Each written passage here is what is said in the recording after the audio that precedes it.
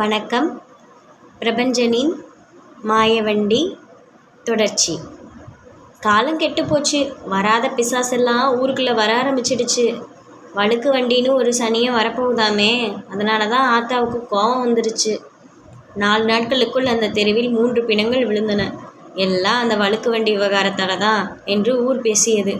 வியாழக்கிழமை நள்ளிரவில் இருந்தே வழுக்கு வண்டி வந்து நிற்கும் நிலையத்தை நோக்கி சாரியாக பெட்டி வண்டிகளும் மாட்டு வண்டிகளும் வர தொடங்குச்சு.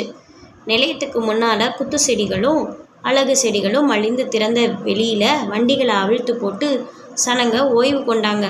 பெண்கள் செங்கல்ல அடுப்பாக வச்சு தீ மூட்டி சோறு பொங்கினாங்க. வண்டிகளில் தொடர்ந்து வருகையால் புதிதாக ஒரு பாதையே உருவாச்சு. பச்சை, ஊதா, கருஞ்சிவப்பு முதலான வண்ணங்களில் சர்பத் விற்கும் கடைகளும், கடலை பொரி, பட்டாணி கடைகளும், வளையல், சௌரி முடி கடை, சட்டிப்பானை மற்றும் பித்தளை பாத்திர கடைகள் மண்ணிலிருந்து பிளந்துக்கிட்டு வந்ததை போல் திடீர்னு முளைச்சிச்சு. காடா விளக்கோட வெளிச்சத்தில் நடமாடும் மனிதர்களோட நிழல் பூதாகரமாக அசைஞ்சாயிடுச்சு. தண்டவாளத்தை நெருங்கும் குழந்தைகளை தாய்மார்கள் மிரட்டி நெருங்க விடாமல் தடுத்தாங்க. நேரம் ஆக ஆக மக்கள் மத்தியில் பயமும் இனம் தெரியாத அச்சமும் கூட கொண்டுச்சு. இருள் புலவதற்குள்ள அங்கிருந்து அள்ளி குளத்தில் பெண்கள் குளித்து முடித்தாங்க. அதிகாலமே அங்கு வந்து விட்டார்கள் குருக்கள். கோடி வேஷ்டியும் துண்டுமா நின்றிருந்த மேஸ்திரியிடம் குருக்கள் கேட்டார், ஏன் மேஸ்திரி, வழுக்கு வண்டி எத்தனை மணிக்கு வருதுங்கானோ? சுமார் 11 மணிக்கு வண்டி வரும் போல தெரியுது. எனக்கு தெரியுமே, ஆரம்பத்திலிருந்தே இது நல்லதுக்கில்லை என்று நேக்கு தெரியும். முதல்ல வர்ற வண்டி ராகு காலத்தில் வருது. இன்னைக்கு 10:30 to 12 ராகு காலம். மாட்டுக்கறி திங்கிற வெள்ளைக்காரனுக்கு ராகு காலம் யமகண்டம் தெரியாது. வாஸ்தவம், உமக்கு கூடவா தெரியாமல் போச்சு?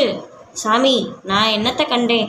வெள்ளைக்காரன் விவகாரம் நாம் எதையும் சொல்லி வம்பு வந்து வச்சிடுச்சுன்னா பின்னாலேருந்து காளி சொன்னான், சாமி, ராகு காலம் யமகண்டம் பார்க்காதவன் தான் ரயில் விடுறான். நம்மளையே ராஜாவாக இருந்து ஆண்டுக்கிட்டு இருக்கான். ராகு காலம் யமகண்டம் வார சூழலை பார்த்து நாம் என்னத்தை கிழிச்சோம்? சும்மா இருடா, ஞான சூனியம், உனக்கு என்ன தெரியும்? நல்லது கெட்டதா அர்த்தம் இல்லாமையா பெரியவங்க பண்ணி வச்சுட்டு போயிருப்பாங்க.